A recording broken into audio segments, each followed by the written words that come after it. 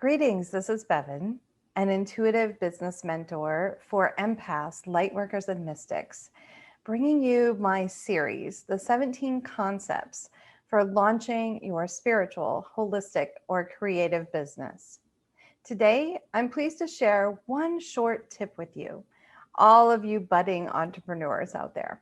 So let's dive right in. The most asked question of all time by those who are hopeful about becoming an entrepreneur is, when can I leave my day job? Oh my gosh, I wanted to know this same thing over and over and over. Perhaps you are struggling with the drudgery of the work that you're currently doing in your career. Or maybe you can't stand the office politics. I completely get you. I worked in the corporate world for 25 years, and some of it was great, and some of it was actually soul draining. Perhaps you want to use your empathic and intuitive gifts to make a difference and do work that actually means something. So here's my tip for you today. In my experience, it takes about 3 or more years to create and structure a conscious business to be able to financially support you. Now, before you get disappointed or disillusioned, let me talk about this.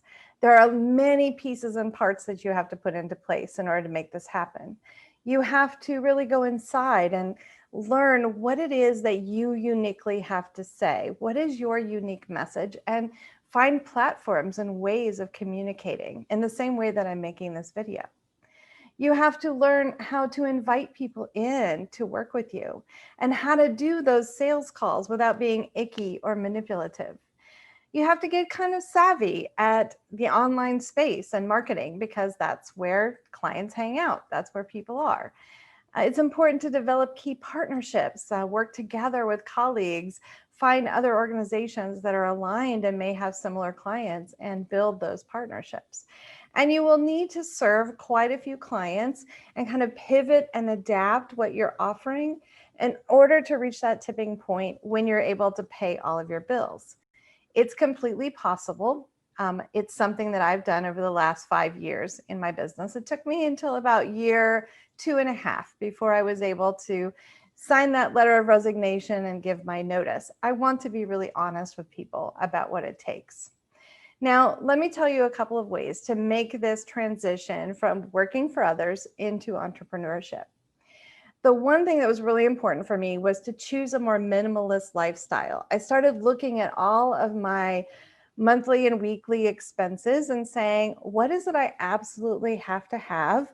And how would I like to use my money that I do have more wisely to prepare myself to become a business owner? And that meant moving from a 3-bedroom house on a large property, and I had to pay for people to come in and maintain the garden and the lawn, and there was a lot of cleaning to do, and the heating and cooling bills were really high for a 3-bedroom home. And I decided that I was going to downsize and move to a 1-bedroom apartment.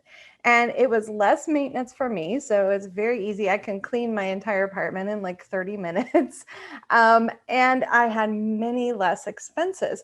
And I transitioned those things into trainings and certifications and buying myself a nicer laptop and a camera in order to do these videos, and using that money, to have an online scheduler so that clients can schedule coaching calls with me and various things. So looking at your expenses and deciding, is this what I want to be spending my money on? Is this what I want to be spending my time on? That's really important.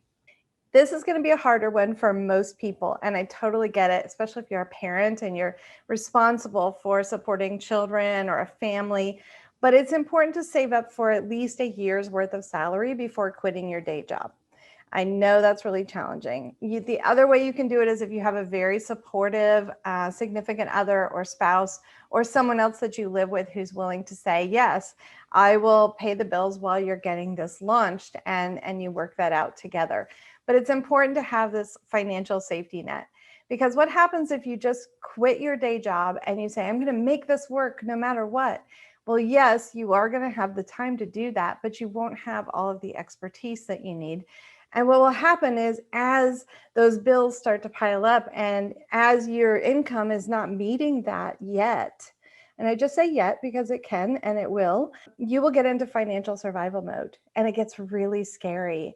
And you start to do these fear-based things in your business, like spam everyone and, get really pushy with potential clients, and people can feel that. So I just want you to not do that. Save up some money and give yourself a little bit of a runway before you do this. And the way that I did it was I worked a day job and I gradually built my business. I worked with clients on the weekends and in the evenings.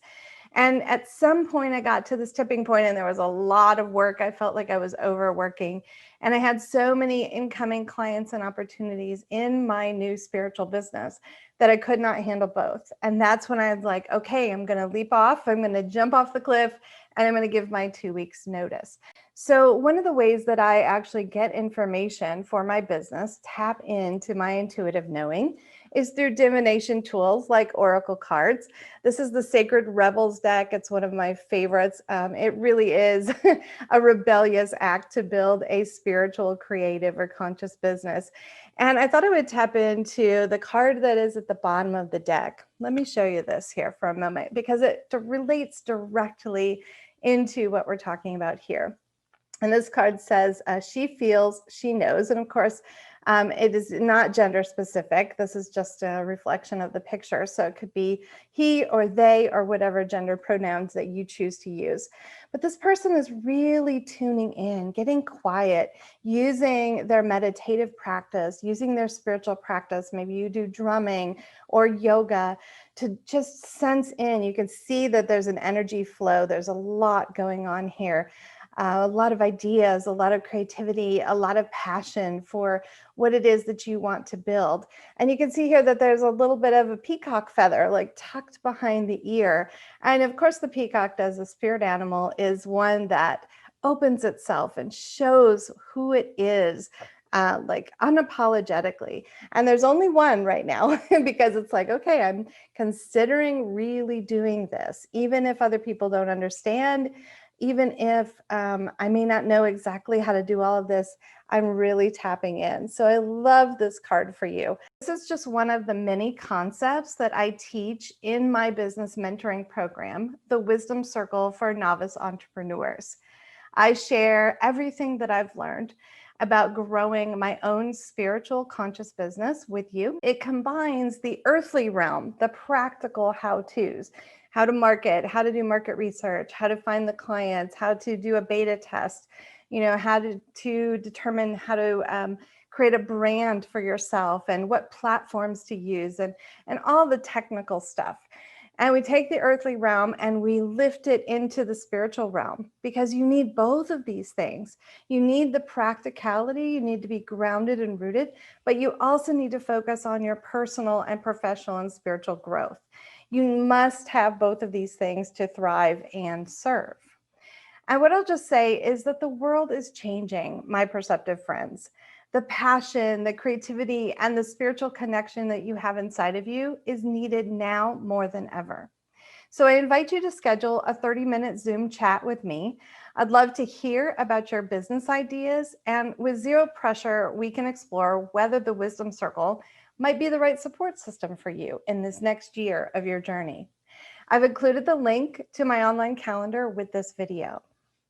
So I just encourage you to really tap into your intuitive knowing.